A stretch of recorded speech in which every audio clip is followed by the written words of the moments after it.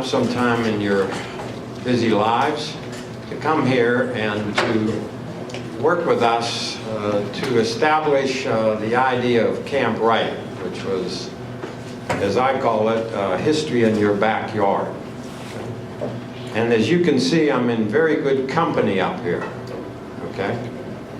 I mean, how many times do you get to sit or stand next to Mr. Lincoln and Mrs. Lincoln? In fact, the other night I was on the telephone with my wife was sitting there, and after I got off the phone, she said, "Who was that?" And I said, "That was Mr. Lincoln." And she said, "You have a real good telephone." And I've worked with Mr. Lincoln and Mrs. Lincoln in the past, as has Gary. And we asked them to come back. So thank you all again for coming, because it's important to know local history. It's my pleasure now to introduce a gentleman that I greatly admire and has worked for 10 years. This is the 10-year anniversary of the Oakmont Historical Society. This gentleman has a great love of local history. And as a teacher, that's what I try to cultivate myself. But this gentleman has done such a fine job. And of all the historical societies in the valley, on a regular basis, when you come to the Oakmont Historical Society, you sit with 50 to 60 people.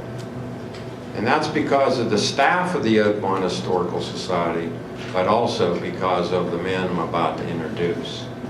So put your hands together for Gary Rogers, please.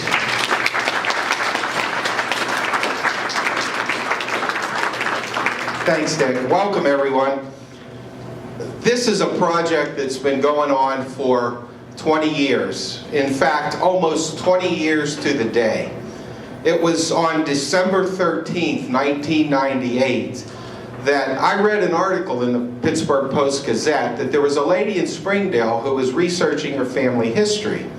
And one of her ancestors, she found out, served at Camp Wright. And Camp Wright was located here in the valley. And the information she had was Camp Wright was located in Harmer Township next to Deer Creek. And I thought, wow, how cool is that? A Civil War training camp located right across the river from Oakmont. And I thought, I'm going to find out what I can about that. Well, as we started to research, we found that Camp Wright was not located in Harmer, but in fact was located here in Oakmont. And it's on the spot where we are all now gathered with the site of Camp Wright. And after all these years, we've been researching and documenting and getting information on Camp Wright. And our goal was to get a historical marker so the camp was not forgotten. And finally, after 20 years, we've realized our dream of having a Camp Wright memorial marker here on Halton Road. So anyone that comes in or goes out of Oakmont across the bridge will see that marker. So it's a dream come true for our historical society, and I thank you all for coming and participating in this dedication. Now, because of the weather and the time of the year, we moved it indoors, and rather than go up along Halton Road, so with the weather and the noise and the traffic, we thought it would be better to come in here. But before you leave, if you have a chance, you can go up, pull into the Riverview High School front parking lot, and you'll get a chance to see the sign, the memorial marker. So we'll get started here, but before we do, I just would like to thank a few people who helped make this ceremony possible today. First, I'd like to thank Dr. Margaret Danino. She's the superintendent of the Riverview School District, for allowing us to use the school facilities. Eric Hewitt, who's the principal here at the high school, and again, letting us use it. Social Studies Chair Ken Kubasek, and Social Studies Teacher Robert Lindeman. They've been a great help with us putting the project together. And also, where's our Riverview kids? They showed up today. We have 10. Stand up. Let's see. Let's give them a round of applause.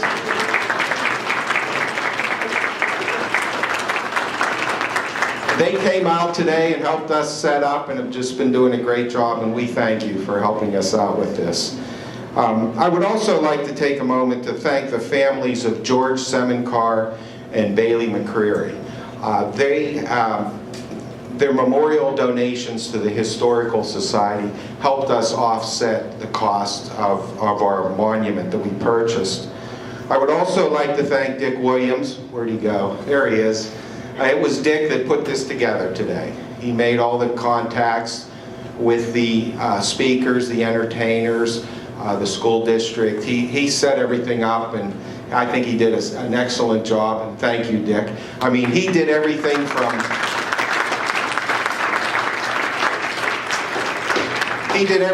round up free donuts to contact the President of the United States. So I think he had it all together. And finally, I have one other thank you I'd like to extend, and that's to all the men and boys, the 4,000 men and boys who served here at Camp Wright. Many of them were teenagers, 16, 17 years old. They were not drafted, they were volunteers. When the Civil War broke out, they volunteered and they came. And they were here to defend the Union. They came with a spirit of patriotism, enthusiasm, ready to stand up for their country, but sadly I don't think they realized the horrors they would face on the battlefield as the war progressed. But I just would like to take a moment to remember them, and now they know they won't be forgotten, because anytime you go by the sign, you'll remember them. So thank you all for coming out, and Dick has some speakers he'd like to introduce. Thank you.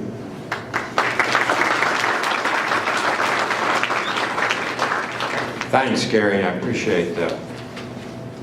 Now, we have a real good program, I think, put together with Gary's help and all the people that he mentioned, for sure.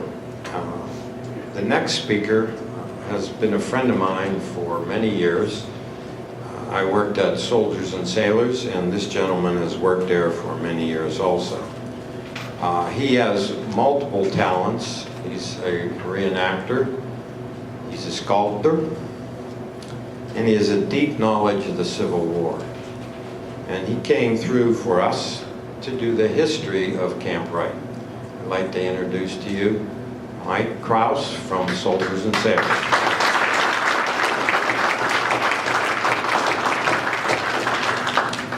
Thank you. Thanks for having me here today. I'm going to put this here because I have a cold. And then I don't have to give everybody else my cold. Gary was right. The guys who served here were volunteers. And what's particularly interesting, or that you should remember, is the time in the war that they did volunteer. And it was the very beginning of the war. They were the first volunteers. We didn't know how to handle, our government didn't know how to handle that many men. There were people volunteering from all over Pennsylvania, as well as other northern states, to come and put down the rebellion. They wanted to suppress the rebellion at that point in our history. Lincoln had called for 75,000 volunteers, and volunteers quickly filled that number and didn't know where to go or what to do or how to be processed. So many of them came to Pittsburgh. They came to Pittsburgh in companies. And these companies were already units that were somewhat quasi put together. They were militia units that came from small communities in various parts of Pennsylvania. And they offered their services, came down here, dropped what they were doing without the promise of being paid. Many of them, most of them had no uniforms and no weapons, but they came down in these organized companies to come. Now what is a company? A company is a military term for a number of men, numbering on paper of about 100. That's a full-size company. And with that company, you have one captain and 2 lieutenants, you have 4 sergeants and 8 corporals. Not all companies make the 100 men. Usually they're staffed at about 30 to 40 men. These companies would come down here to offer their services. And it's kind of charming to look at the rosters, because they all had they all had names for their companies, like football teams have names, you know, the Indians or the Warriors. So I'm just going to go through a few names, and these are names of companies that actually were here at Camp Wright. The Pittsburgh Rifles, who later became Company A of the 9th Pennsylvania. Huzzah! Yeah. The shout out for you guys. The Chartier Valley Guard, who became the 62nd Pennsylvania, Company H, they were part of Company H, 62nd. City Guard, Meadville Guard, Iron City Guard. They weren't guarding the beer factory at that time, but the beer factory did exist, the beer brewery did exist. The Garibaldi Guard, Allegheny Rangers, Anderson Cadets, Armstrong Rifles, Duncan Guard, Jefferson Guard. So you can see these names reflect the local communities that they came from. And they were very proud, and they didn't have a number yet, like the 9th Pennsylvania or the 10th Pennsylvania. They were the Pittsburgh Rifles or the City Guard. So they come to Pittsburgh. These men start arriving in Pittsburgh as early as the 27th of April in 1861. Where do they go? Well, they have to be housed. They have to be quartered somewhere. And the only place that Mayor Wilson can find to put this influx of men is the county fairgrounds. And they're going to stay in the animal sheds, in the barns. Now at that time in 1861, the county fairground was down by the Strip District, between 29th and 32nd of Penn Avenue down there. And these structures were really temporary. They were wooden barrack type buildings, again, more like barns or sheds, no heat, sometimes a wooden floor, sometimes a dirt floor. So it's going to be it's summertime, thank goodness, so they're not going to be too cold. It's spring, early spring, and coming into summer. But as you can imagine, that gets filled up pretty quickly. One particular regiment, now a regiment is 10 companies, but Erie, Pennsylvania sends 10 companies, and it's called the Erie Regiment. They come down all together. So there's 500 to 1,000 men in that one company, and then additional companies who are going to be staying at the site of the fairgrounds. That gets filled up pretty quickly. It's hard to maintain. They're downtown. There's a lot of bars. There's a lot of places for these guys to get in trouble. So they're going to look for someplace healthier, and they're going to look upriver, and they're going to look right here. The Allegheny Valley Railroad, I don't have to tell you, it's right behind me. We ran right up from town. It's about 12 miles. There was what they called good air. In those days, they believed good air was healthy. We should still believe that today, I guess. The site they chose had 2 freshwater springs. That's very important. So they started, the Erie Regiment came out first, a couple companies, and they started building wooden barracks.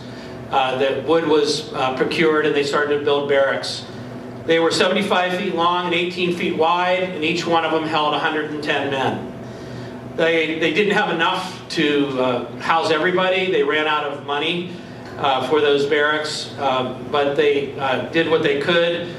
They had tents, and they handed tents to these new recruits who were very inexperienced, and it's reported in several reminiscences how comical it was to watch these men try to put up a tent who had never put up a tent before. But eventually they figured it out, and they had a place to stay. And eventually at this site, it was by July, sometime in July, there were 4,000 men here, which is quite a bit of men to house at a smaller camp.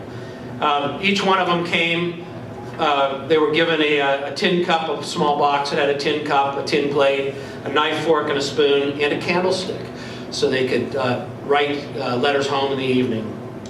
There was no standard uniform. These guys, as I mentioned, sometimes militia companies had their own uniform that was privately purchased by the commander of the unit.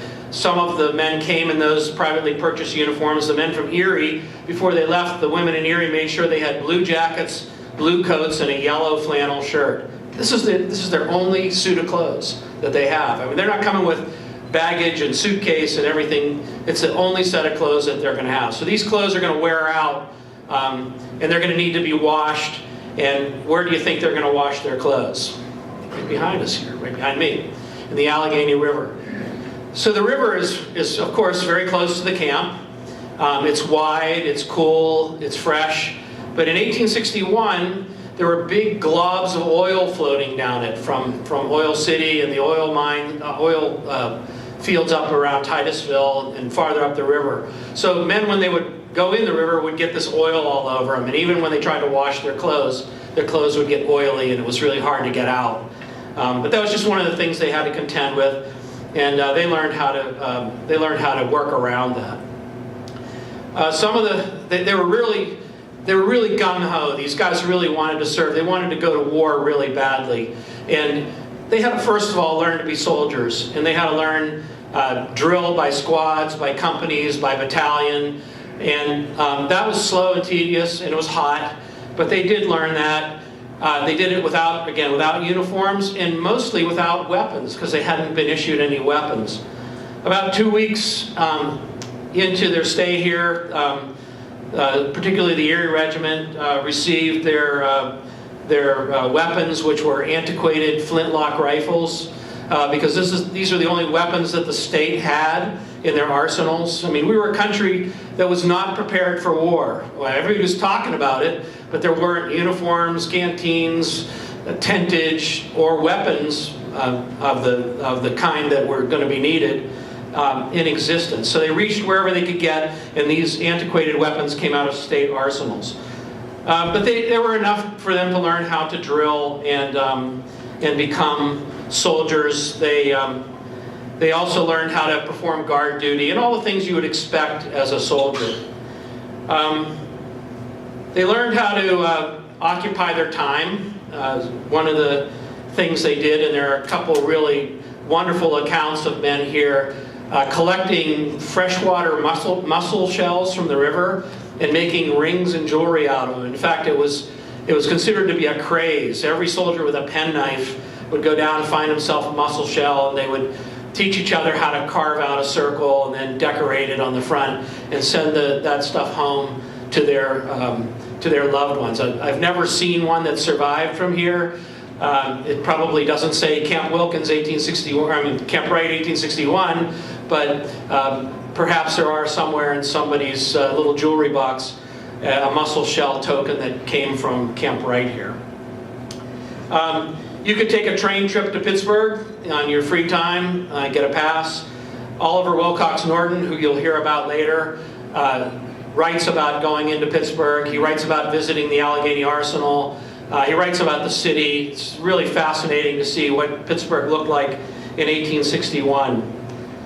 A lot of visitors. Not only did the train go from here down, but it came back out. So a lot of civilians came to visit their loved ones here. They would watch the soldiers perform drill, bring them pies and cookies and bread and all the things they couldn't get here. But all this activity, this beautiful glen that the camp was on, the grass, the freshness of it, with 4,000 men trampling on it for a couple months, it kind of made it muddy and denuded the trees, and for firewood people were breaking trees and things, and it got to be pretty worn out by the middle of or the beginning of July, and it was also about the time of the end of the enlistment for some of these soldiers. Now, I mentioned that they came in early and signed up. Their term of service was going to be for 3 months, because everybody believed the war would be short, and in 3 months we could whip the secessionists, and the war would be over, and we could go back to our lives. Well, that was hardly enough time to congregate, organize, and put an army together before those enlistments started running out. And there was a great cry from the men to go to war. They wanted to just get there before their terms ran out. And there were several times when they were mustered saying they were going to leave for Harrisburg. Then those orders were countermanded, so it was up and down and up and down, and it was very frustrating to them. While they were here, though, they did get organized into, some of those companies got organized into various regiments. And so from here we have 9th, 10th, and 11th Pennsylvania that are going to coagulate, form regiments, and become Pennsylvania line units. And then the Erie Regiment is eventually going to it came all together, so it's going to stay together. When the 3-month term of service was up, it particularly affected the Erie Regiment. They went home. There was nothing they could do. They were kind of disqualified by the time that things were ready to move. But they did go home and reform, and they formed. The men who served here got their first taste of military experience. And that was valuable because they became, a lot of the men that were here came in as civilians, went home even after 3 or 4 months as soldiers, and they realized that they wanted to do this, they wanted to see the war through. And they became the commanders and the captains and the colonels of other regiments. The Erie Regiment spawned 3 different regiments out of what was here. The 83rd Pennsylvania, very famous regiment, the 111th, another famous regiment, and the 145th. All the commanders and officers in those regiments had service here. So I shouldn't say all, but many of them had service here. The other regiments, the 9th, 10th, and 11th, were sent to Harrisburg and signed on for 3 years. So their three-month term was over, and their 3-year term began. So it was sometime in July of 1861 that the camp kind of ceased to be. I had the date and I don't see it here. So the camp kind of ceased to be because everything started moving. The military started being organized, and it kind of picked up. There was no need anymore for Camp Wright.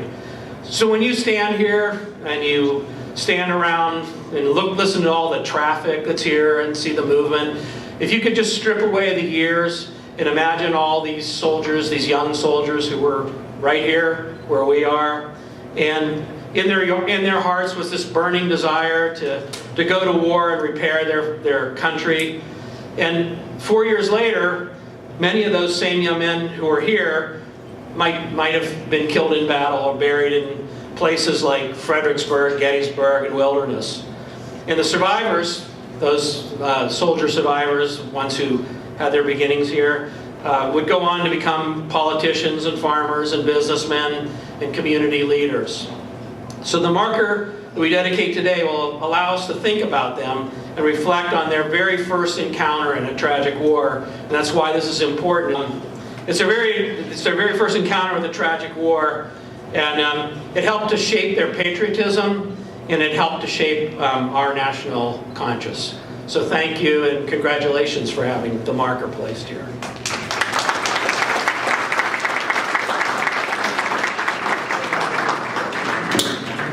Thanks, Mike. You helped to make Camp Wright come alive.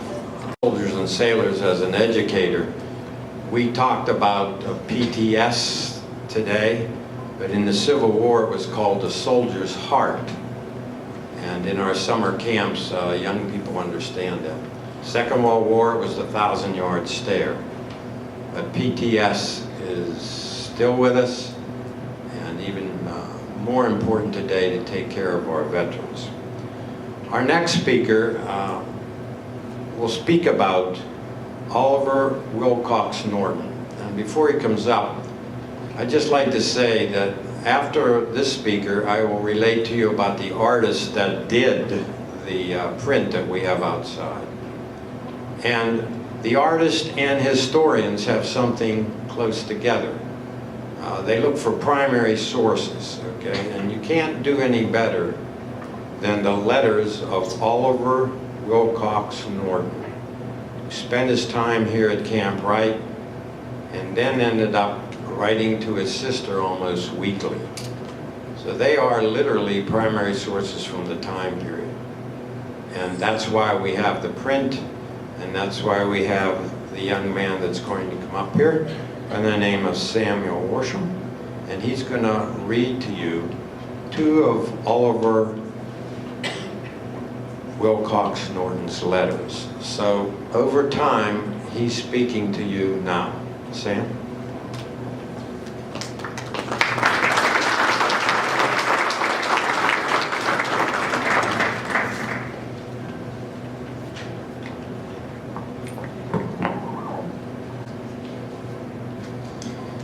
morning. I am honored to be here representing Oliver Wilcox Norton of the 83rd Pennsylvania Regiment, who arrived at Camp Wright in June of 1861. Oliver Wilcox Norton is credited as being the first bugler who sounded the call of taps, and as Mr. Williams mentioned, his 1903 publication, Army Letters, serves as one of the critical primary sources for life here at Camp Wright. I will be reading 2 of his letters. However, before reading his words, I would like us to remember those men who passed through this place. And I would like us especially to remember those men who passed through this place and did not come home. Let us remember those men of the 9th Pennsylvania Volunteers, the 10th Pennsylvania Volunteers, the 40th Pennsylvania, and the 83rd Pennsylvania, who lost their lives at Antietam, Fredericksburg, Chancellorsville, Gettysburg, the Wilderness, and everywhere else they fell. Please take a moment to honor those men who, in the words of President Abraham Lincoln, gave that last full measure of devotion.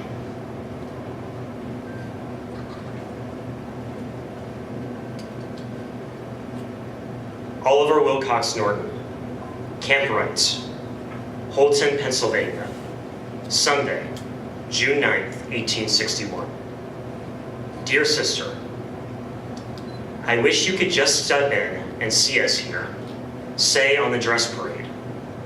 We are in just as beautiful a place as I ever saw. The lovely Allegheny rolls along at the foot of the hill, and the little country seats nestled in quiet nooks, the new buildings in camp, the groves and orchards, the lane that leads to the river, and the beautiful mountain rising up on the other side of the river make a picture I never saw equaled. June 22nd, 1861. Dear Father, I am in the river every day. The river is about 100 rods wide here with a swift current. I rolled up my blanket the other night and slept under an apple tree.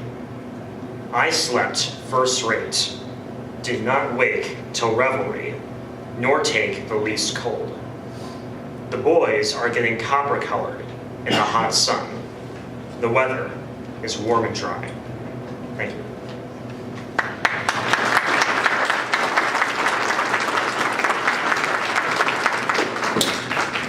Thanks, Sam. That's the best part of history, when you can read something that somebody wrote during the time period. And his letters occupy, in the book that he wrote that he didn't, but another gentleman, about 18 pages. So it's quite an interesting read. Next, I'd like to talk briefly about the artist who did the print that we have of Camp Wright. I was so impressed by it. Now, this letter comes from our first Camp Wright celebration, and he says, on my last birthday, I turned 65. I graduated from Oakmont High School in 1965, and in many years, I had never heard of Camp Wright. And that's why, one of the reasons I think we're doing this today. History in your backyard is important to ground you and everybody else.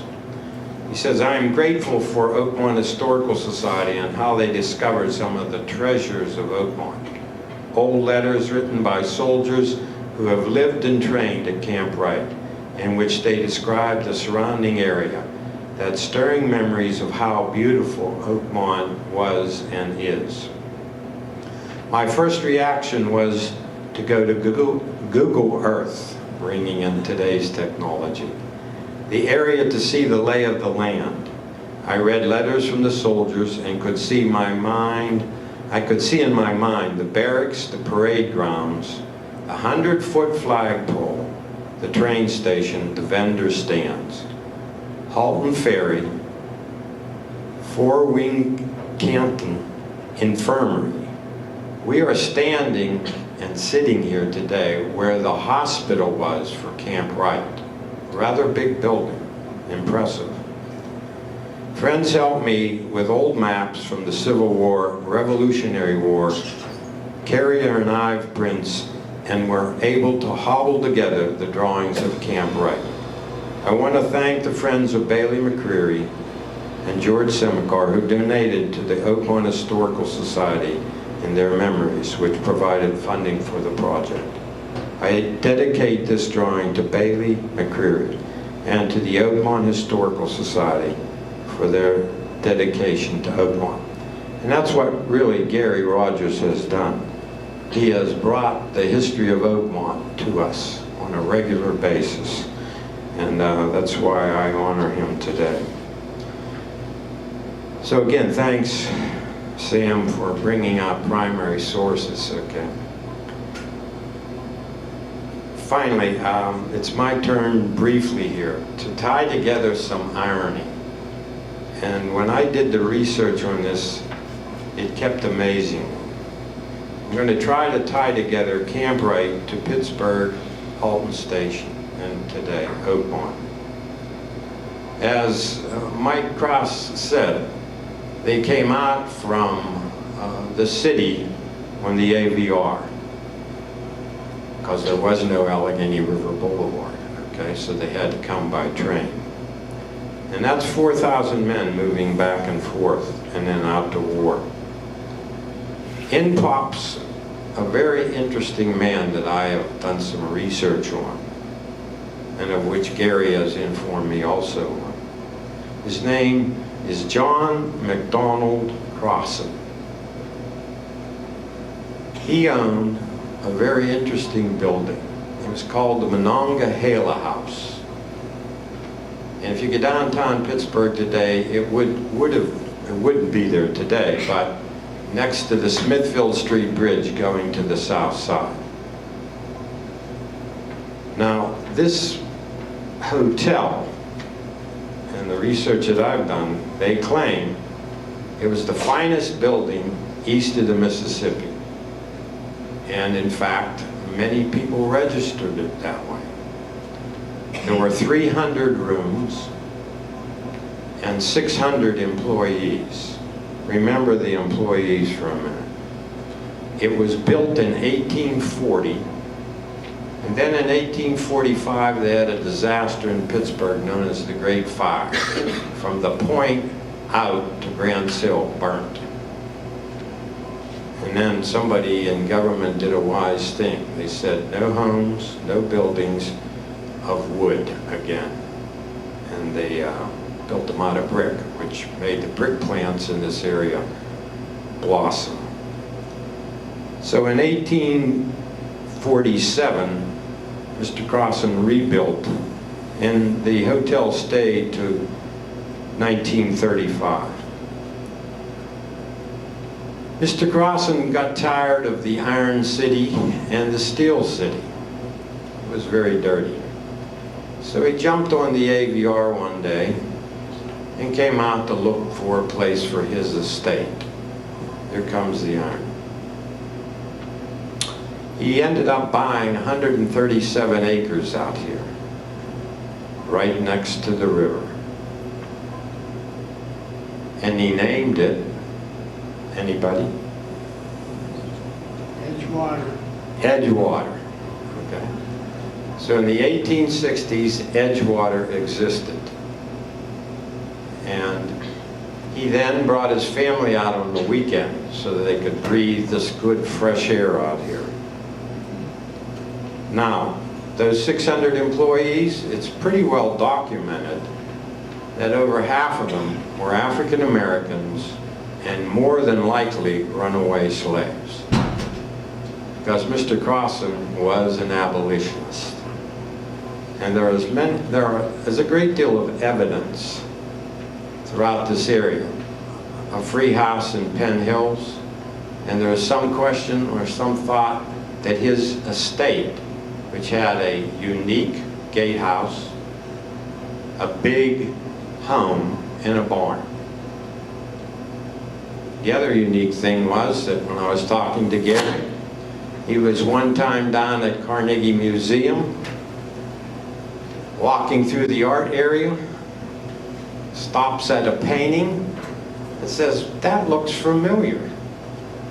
And by the way, it was the Crossan estate in that painting. I find that amazing that he just came upon that. Now, the year is 1860, and a gentleman and his wife left Illinois. Took a train ride on the Pennsylvania Railroad, came down across the river, got on a carriage, and then stayed in the Monongahela House overnight. And I guess that's no better way than to suggest to you right now, that gentleman is sitting to my left, and his wife is there. So I turn it over to two people that will take you back to that time period because of their knowledge and dedication to bringing Mr. and Mrs. Lincoln back to life.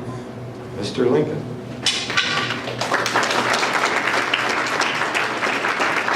Thank you, Dick. Mike Krause was being quite humble. He did not include movie star in his bio, but I believe you are in the opening scenes of the movie Cold Mountain. Is that correct? Indeed. That salubrious view that you see when you look from this bluff over the Allegheny River is one that I share because I spent a lot of time on the river myself. The Mississippi is misnamed. When that river, the Allegheny, comes to the confluence in Pittsburgh, it has a greater volume than the Monongahela. So that river should retain its name, the Allegheny. And certainly in Cairo, Illinois, when the Ohio meets the Mississippi, the Ohio has a greater volume of water. So indeed, this river here flows all the way to New Orleans, and many of us have spent much time on that river. Well, it's very delightful to be here with Mrs. Lincoln. I'm going to take a load off since I'm 209 years old. And reminisce a little bit about our trip to the Monongahela House. We actually started in February of 1861 after we were elected president.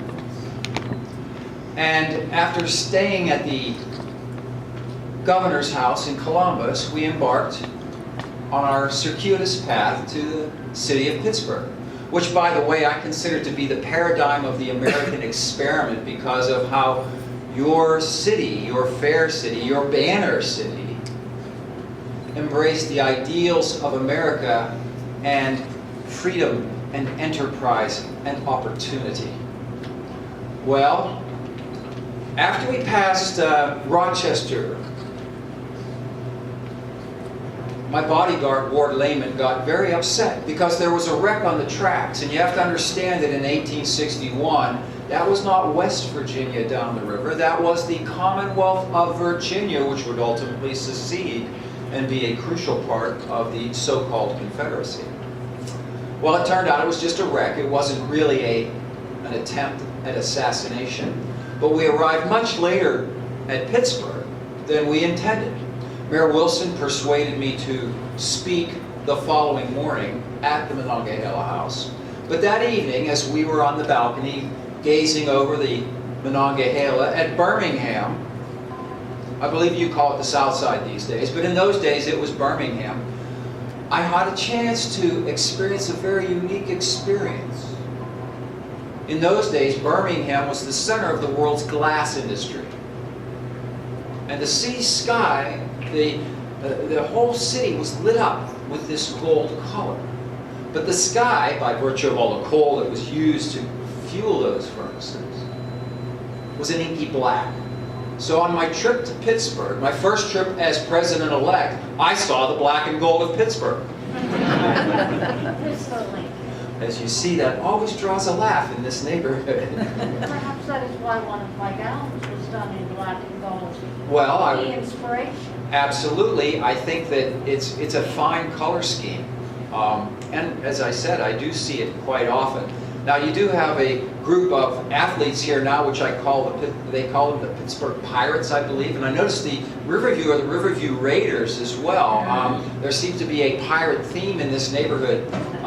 Historically, actually, they should be the anti-pirates, because in the 1830s, the merchants from Pittsburgh used to send their goods down the river to Louisville and New Orleans, and there were pirates literally in southern Illinois and Indiana who would intercept their cargo. So these merchants actually put together a militia, went down and cleaned out the pirates. So actually, it should be like the anti-pirates, but I digress. Well, I don't know that. I may hand this to you for a moment, my dear. Yes.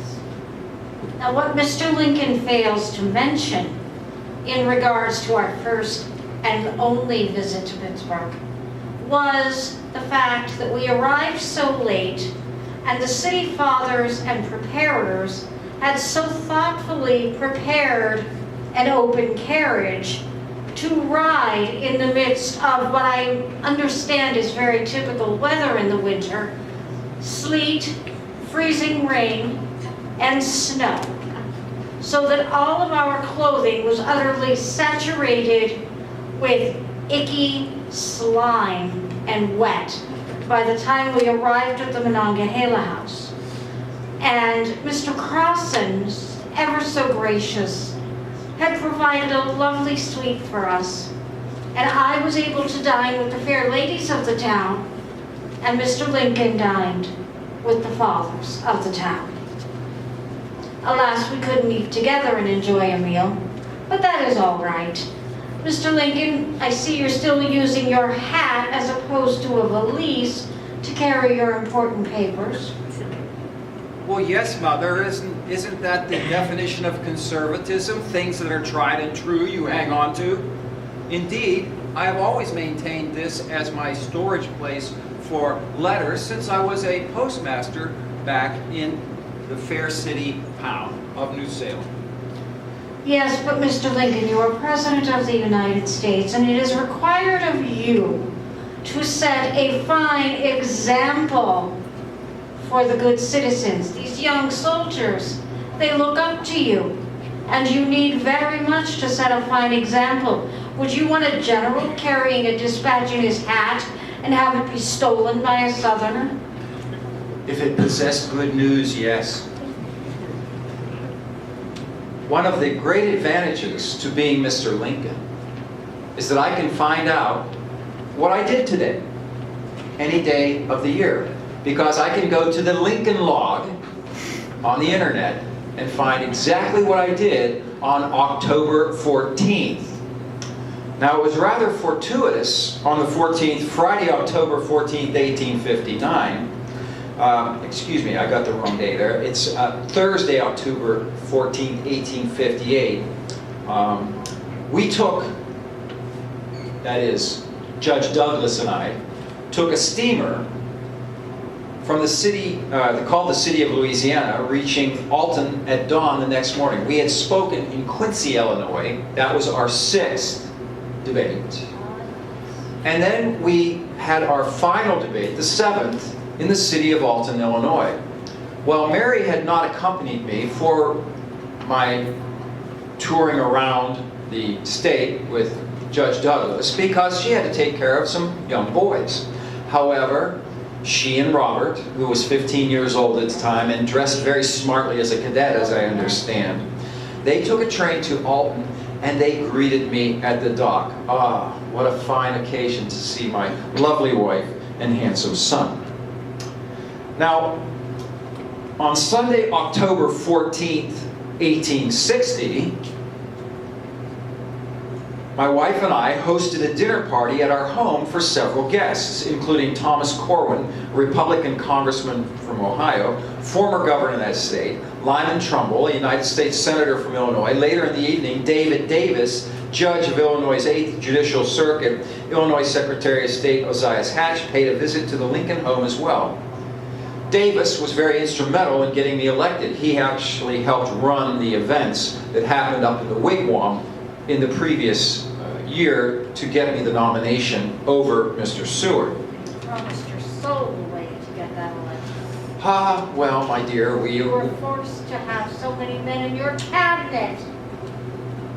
I was, and I did take a little bit of scrutiny for having more ex-Democrats in my cabinet than ex-Republicans. You have to understand, in those days, the cabinet comprised of 7 members, and we had 4 ex-Democrats and only 3 ex-Whigs. I was a Whig. However, as I explained to somebody else at the time, I believe in balanced government. I'm a centrist. So we have 4 ex-Democrats, 3 ex-Whigs, and me. I'm an ex-Whig. That's 4 and 4. That's balanced government.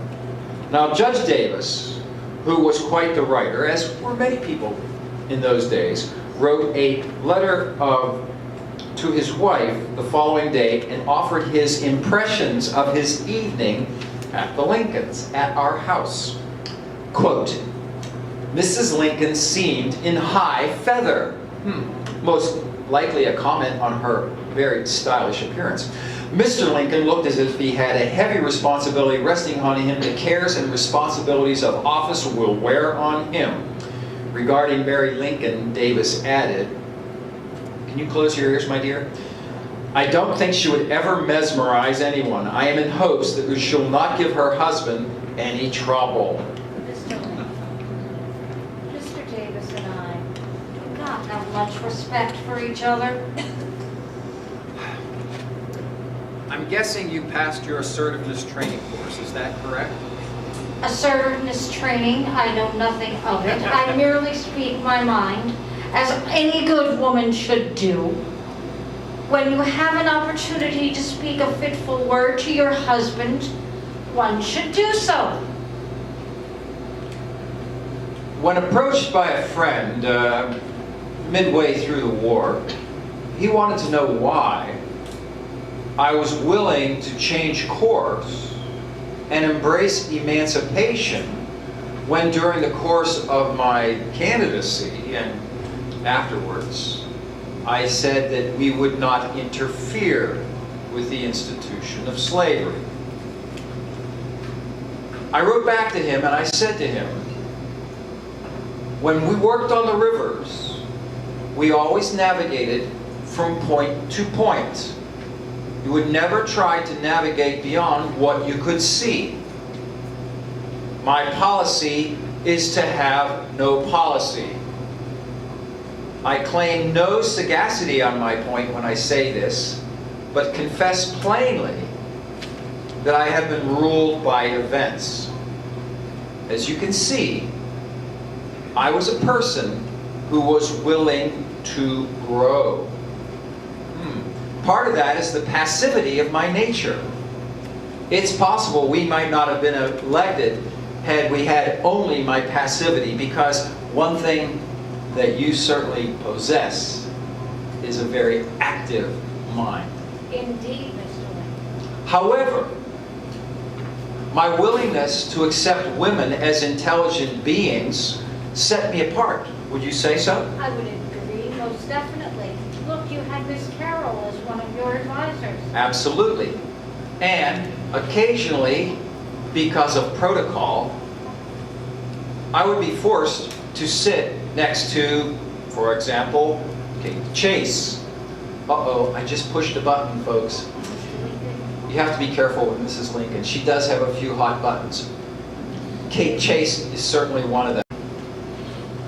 Kate Chase, for those of you who are not aware, is the daughter of our Secretary of the Treasury, Salmon P. Chase from Ohio, who covets the position of the presidency and will do anything and use anyone to get to that point.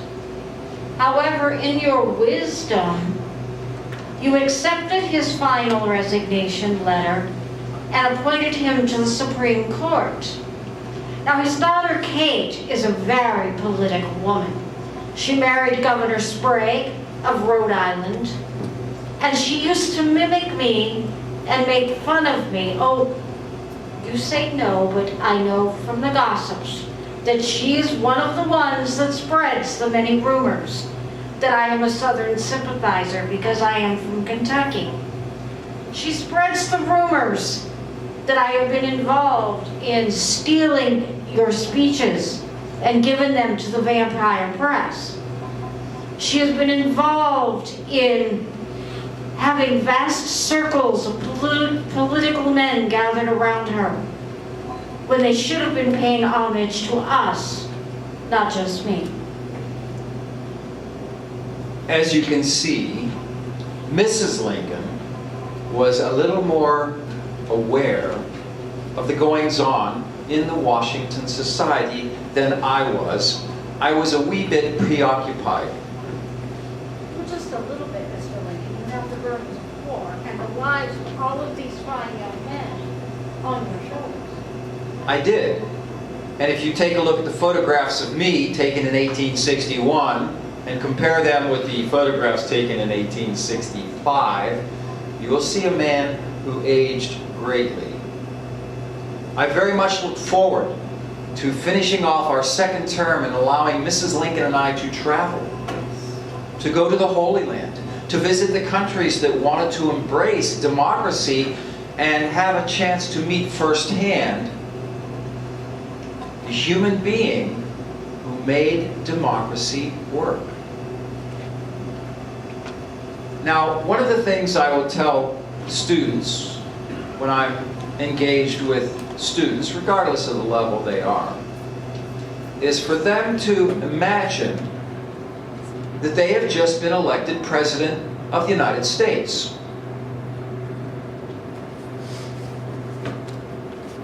And they have an agenda. But they only have 2 constituencies to embrace that agenda and make it happen. Arabs and Jews. Go to it. There you can see the level of discord that was present in our country at the time of my election. One of the greatest difficulties of being a politician is to make people who don't like one another embrace you. And most historians will acknowledge that I was able to achieve that by the basic passivity of my nature. I was willing to forget about mistakes. I was willing to be very tolerant. I was always trying to be kind. So those are the things which are so valuable, I believe, in a chief executive. Now, oft times, at this point, do we have time? Well, how's our time? I beg your pardon? A little bit, are we done? Well, usually I open up for questions, so if you want to do that, because I think sometimes that can make for a very lively, entertaining discussion. So at this point, if there are any questions you'd like to ask Mr. Lincoln, I'll be glad to entertain them. Otherwise, we can adjourn to the next part of our session here. You've been very attentive. Thank you very much for staying awake.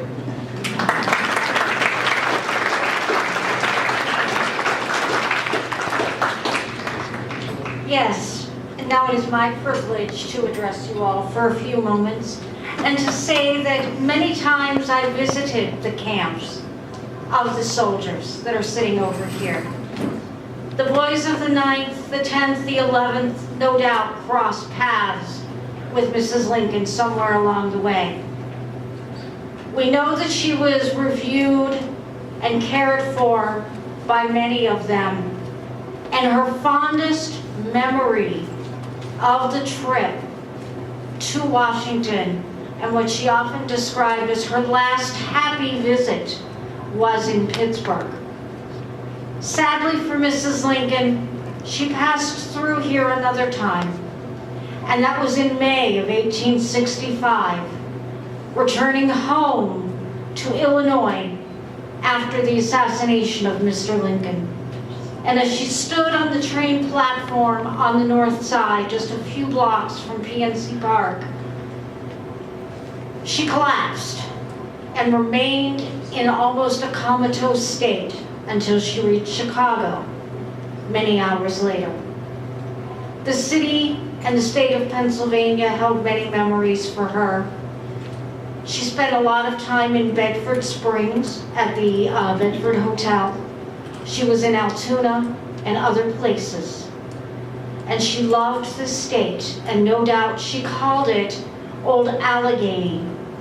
And she was most proud that the Republican Party, which elected her and her husband to the office, had its beginnings here in 1856. Thank you for your kind attention, and I will turn the program back over to Mr. Williams, who was so gracious to invite us to attend.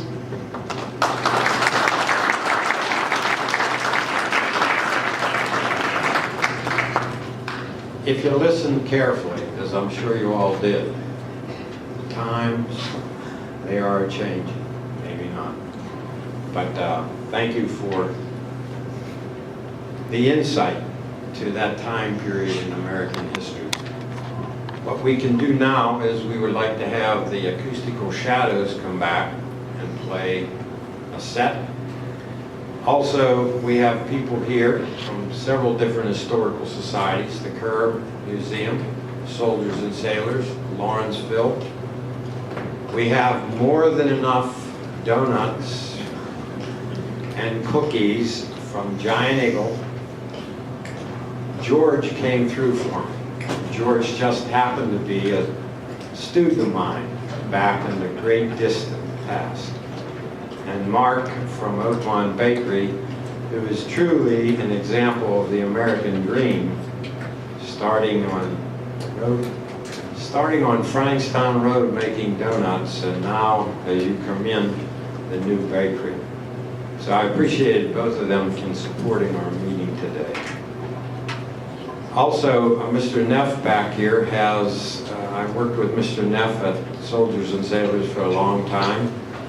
We built the education, right, Tim? And Tim does a great job carrying it on. And he has a Foot Locker back there with artifacts from the time period. So I would like you to listen to the music, enjoy what we have, because, you know, if you don't eat it, I have to. That's not good. And please, interact with Mr. Lincoln and Mrs. Lincoln. How many times do you get that opportunity? Unless you have a real good line. Thank you very much for coming today. And listen to the acoustical shadows, Blue and Gray. Thank you.